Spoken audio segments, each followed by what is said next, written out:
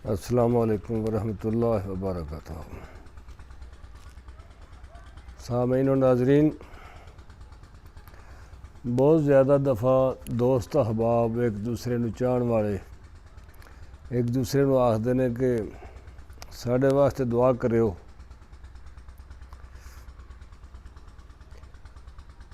ते ओह चेता आउंदा भी दुआ असल विच की है ते किस तरह है। ते दुआ करन दा हुक्म भी है, हजूर ने भी दुआ कीती करके दसी ते हक ताला अगे तरला किस तरह करना है, तरीका दस्या गया। चलो हाथ उठा के दुआ करो। ये तो एक दुआ दा तरीका है कि इस तरह दुआ करो। दुआ की हकीकत भी बारहा दफ़ा दसी गई है। दुआ जिहड़ी है वो असल विच ना दिलों उठदी है। दिल दे विच किसी मामले वास्ते दर्द पैदा होना और अपने मालिक की बारगाह दे विच इंतहाई इनकसारी ते इज्जत करके दुआ करना, मिन्नत करनी कि मालिक रहम कर, साडा काम कर दे। बहुत अच्छी बात है। खालिक कायनात दे हजूर तरला करन वास्ते इस तरह भी करना चाहिए। और दुआ की हकीकत ये वे कि अगर तुहाडे दिलों दुआ निकलदी है, दिल अंदरों चाह रहा दुआ कि उन्होंने शदीद तलब है उस काम दी, उस मकसद दी, उस हसूल वास्ते ते तरला करे मालिक दी बारगाह च। ते दुआ लई यह लाजमी है कि जिस तरह कोई चीज़ किसी को लैनी होवे ते किसी दे कोलों लई जाए। तो जो अल्लाह कोलों तुसीं दुआ तलब करदे हो, तरला करदे हो अल्लाह पाक दी बारगाह च, तो फिर तुहाडा खालिक हकीकी दी बारगाह दे विच हाज़र होना,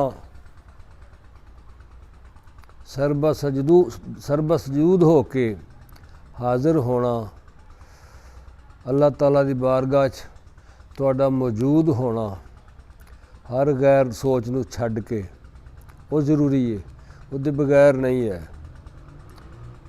एक शक्ल इस गल दी है कि साडे पंजाब दे विच आखदे ने कि दुआ दिल दे विचों उठण वाली जिहड़ी हवाड़ हुंदी है दर्द दी, वो अरशां तक पहुँचदी है। ते दुआ लई ज़रूरी है मालिक दी बारगाह दे विच हाज़र होवो ते इंतहाई दर्द नाल रो के मिन्नत करके। आम आदमी दा नुकसान हो जाए ना आम आदमी कोलों, तो हसदे हसदे आखे ना भी चल यार मैनू माफ़ कर छड़, तो वो माफ़ कर भी छड़े ना, वो माफ़ दे वो नहीं हुंदे असरात जिन्ने कि तुसी किसी बंदे कोलों इंतहाई इज्जत नाल रो के तरला करके माफ़ी मांगोगे तो माफ़ कर देगा ना, वो माफ़ी है।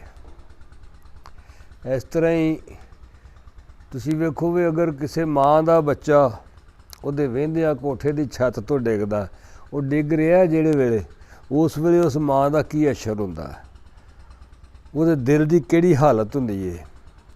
उस हालत में दुआ अपना काम करती है, क्योंकि वह खालको मालिक एक कलाम सुनने अंदर आउंदा कि कुलूबुल मोमिनीन बैतुर रब, बैतुर रहमान भी आउंदा है जी। कुलूबुल मोमिनीन अरशल्लाह ताला, असीं तो सुनिया ना सी किहड़ा आलम दीन भी रब दे रहन की जगह मोमन का दिल ही उदली जरूरी है, फिर मोमन होना भी दुआए या माफ़ी तलब करने इसलिए ज़रूरी है कि जिहड़ा कलब जिहड़ा दिल दुआ कर रहा उहदा मोमन होना भी ज़रूरी है। ਤੇ ਸੁਣਦਾ ਉਹ ਗੈਰ ਮੋਮਨਾਂ ਦੀ ਵੀ ਹੈ ਵੇ। ਤੇ ਗੱਲ ਇੰਝ ਹੈ ਬਈ ਦਰਦ ਪੈਦਾ ਹੋਣਾ ਦਿਲ ਵਿੱਚ, ਦਰਦ ਨਾਲ ਮੰਗਣਾ, ਫਿਰ ਦੁਆ ਹੁੰਦੀ ਹੈ। ਖਾਲੀ ਇਰਾਦੇ ਦੀ ਤਾਕਤ ਜਿਹੜੀ ਹੈ ਨਾ, ਇਹਦਾ ਓਨਾ ਕਮਾਲ ਨਹੀਂ ਹੁੰਦਾ ਜਿੰਨਾ ਸੱਚੀ ਮੁੱਚੀ ਅੰਦਰੋਂ ਮਹਿਸੂਸ ਕੀਤਾ ਜਾਏ। ਅਗਰ ਕੋਈ ਜੁਰਮ ਹੋ ਗਿਆ ਤੇ ਆਪਣੇ ਮਾਲਕ ਦੀ ਬਾਰਗਾਹ ਦੇ ਵਿੱਚ ਬਹੁਤ ਜ਼ਿਆਦਾ ਨਦਾਮਤ, ਸ਼ਰਮਿੰਦਗੀ ਦਾ ਇਜ਼ਹਾਰ ਕੀਤਾ ਜਾਏ ਰੋ ਕੇ, ਤੇ ਦਿਲ ਰੋ ਰਿਹਾ ਹੋਵੇ। ਡਰਾਮਾਈ ਤੌਰ 'ਤੇ ਕਈ ਲੋਕ ਅੱਖਾਂ 'ਚ ਅੱਥਰੂ ਕੱਢ ਲੈਂਦੇ ਨੇ। ਦਿਲ ਰੋ ਰਿਹਾ ਹੋਵੇ ਤੇ ਫਿਰ ਭਾਈ ਫਿਰ ਕਿਆ ਹੀ ਬਾਤ ਹੈ। ਫਿਰ ਉਹ ਮਾਲਕ ਜਿਹੜਾ ਕਬੂਲ ਕਰਦਾ, ਬੜਾ ਮਿਹਰਬਾਨ ਤੇ ਰਹਿਮ ਕਰਨ ਵਾਲਾ ਹੈ ਜੀ।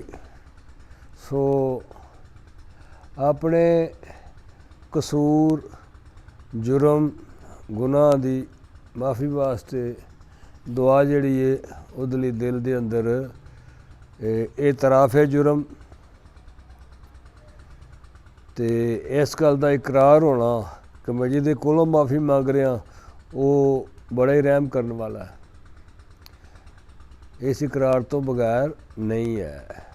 ਔਰ ਉਹ ਇਕਰਾਰ ਜਿਹੜਾ ਹੈ ਕਿ ਇਹ ਮਾਲਕ ਤੂੰ ਬੜਾ ਹੀ ਰਹਿਮ ਕਰਨ ਵਾਲਾ ਹੈ, ਇਹ ਇਕਰਾਰ ਵੀ ਅੰਦਰੋਂ ਹੋਵੇ, ਜ਼ੁਬਾਨੀ ਅਲਫਾਜ਼ ਦੀ ਨਹੀਂ ਹੈ ਗੱਲ ਏਡੀ। ਅਲਫਾਜ਼ ਤੇ ਇੱਕ ਲਿਬਾਸ ਨੇ ਤੁਹਾਡੇ ਉਸ ਇਰਾਦੇ ਦਾ ਜਿਹਦੇ ਨਾਲ ਤੁਸੀਂ ਮਾਫੀ ਮੰਗ ਰਹੇ ਹੋ। ਅਲਫਾਜ਼ ਲਿਬਾਸ ਨੇ ਉਸ ਇਰਾਦੇ ਦਾ ਜਿਹੜਾ ਤੁਹਾਡੇ ਦਿਲੋਂ ਨਿਕਲ ਰਿਹਾ ਹੈ। ਅਸਲ ਦੁਆ, ਅਸਲ ਤਰਲਾ ਉਹ ਵੇ ਕਿ ਜਿਹੜਾ ਤੁਸੀਂ ਦਿਲ ਦੀਆਂ ਗਹਿਰਾਈਆਂ ਦੇ ਵਿੱਚ ਹੋ ਕੇ ਤੇ ਮਾਲਕ ਦੀ ਬਾਰਗਾਹ ਦੇ ਵਿੱਚ ਤਰਲਾ ਕਰ ਰਹੇ ਹੋ, ਮੰਗ ਰਹੇ ਹੋ, ਇੱਜ਼ਤ ਕਰ ਰਹੇ ਹੋ। ਅਸਲ ਦੁਆ ਉਹ ਵੇ। ਔਰ ਸਾਨੂੰ ਚਾਹੀਦਾ ਕਿ ਐਸਾ ਹੋ ਕੇ ਰਹੀਏ, ਐਸਾ ਹੋ ਕੇ ਰਹੀਏ ਕਿ ਮੈਂ ਅਗਰ ਕਿਸੇ ਦੋਸਤ ਨੂੰ ਆਖਣਾ ਨਾ ਤੂੰ ਮੇਰੇ ਲਈ ਦੁਆ ਕਰ, ਤੇ ਮੈਨੂੰ ਉਸ ਦੇ ਨਾਲ ਵਰਤਾਓ ਹੀ ਐਸਾ ਕਰਨਾ ਚਾਹੀਦਾ ਕਿ ਉਹ ਦੁਆ ਨਾ ਵੀ ਕਰ ਰਿਹਾ ਹੋਵੇ ਤੇ ਉਹਦੇ ਅੰਦਰੋਂ ਮੇਰੇ ਲਈ ਦੁਆ ਹੋ ਰਹੀ ਹੋਵੇ ਹਰ ਲਮਹਾ। ਉਹ ਮੇਰੇ ਰੋਲ 'ਤੇ ਵੀ ਡਿਪੈਂਡ ਕਰਦਾ ਕਿ ਮੈਂ ਮਖਲੂਕ ਖੁਦਾ ਨਾਲ ਐਸਾ ਰਵਾਂ ਕਿ ਉਹ ਮੈਨੂੰ ਮੇਰੇ ਲਈ ਹਰ ਵੇਲੇ ਉਹਨਾਂ ਦਾ ਦਿਲ ਰਹਿਮ ਵਾਲੇ ਪਾਸੇ ਮਾਇਲ ਹੋਵੇ, ਉਹ ਅੱਛਾ ਫੀਲ ਕਰੇ, ਨਾ ਕਿ ਖਾਲੀ ਜ਼ਬਾਨੀ ਆਉਂਦਾ ਫਿਰੇ ਫਲਾਂ ਬੜਾ ਚੰਗਾ। ਨਹੀਂ, ਦੁਆ, ਤਰਲਾ, ਮਿੰਨਤ, ਮੁਆਫੀ, ਇਹਨਾਂ ਸਾਰਿਆਂ ਦਾ ਤਾਲੁਕ ਦਿਲ ਦੀ ਗਹਿਰਾਈ ਨਾਲ ਹੈ। ਔਰ ਇੱਕ ਤਾਂ ਦਿਲ ਹੈ ਗੋਸ਼ਤ ਦਾ ਟੁਕੜਾ, ਇੱਕ ਦਿਲ ਉਹਦੀ ਜਾਨ ਵੀ ਹੈ ਉਸ ਗੋਸ਼ਤ ਦੇ ਟੁਕੜੇ ਦੀ। ਤੇ ਅਗਰ ਉਹਦੇ ਅੰਦਰੋਂ ਨਹੀਂ ਨਾ ਉੱਠ ਰਿਹਾ ਉਹ ਧੂੰਆਂ, ਤੇ ਫਿਰ ਭਾਈ ਗਿਲਾ ਨਹੀਂ ਬਣਦਾ ਕਿ ਮੇਰੀ ਰੱਬ ਮੰਨਦਾ ਨਹੀਂ, ਜਾਂ ਫਲਾਂ ਦੋਸਤ ਜਾਂ ਫਲਾਂ ਬੰਦੇ ਨੇ ਮੈਨੂੰ ਮਾफ़ ਨਹੀਂ ਕੀਤਾ, ਫਿਰ ਗਿਲਾ ਨਹੀਂ ਬਣਦਾ। ਤੇ ਜੇ ਗਿਲੇ ਤੇ ਗੱਲ ਕਰੀਏ ਨਾ ਤੇ ਉਹ ਬੜੀ ਰਹਿਮ ਦਿਲ, ਬੜੀ ਮਿਹਰਬਾਨ ਜ਼ਾਤ ਹੈ। ਉਹ ਜਿਸ ਤਰ੍ਹਾਂ ਦੀ ਵੀ ਮਿਹਰਬਾਨੀ ਕਰੇ ਉਹਦੇ ਨਾਲ ਗਿਲਾ ਕਿਸੇ ਸੂਰਤ ਵੀ ਨਹੀਂ ਬਣਦਾ। ਅੱਲਾ ਰਸੂਲ ਤੁਹਾਡੇ 'ਤੇ ਰਹਿਮ ਕਰੇ, ਮੇਰੇ 'ਤੇ ਵੀ ਰਹਿਮ ਕਰੇ। अस्सलामु अलैकुम वरहमतुल्लाह।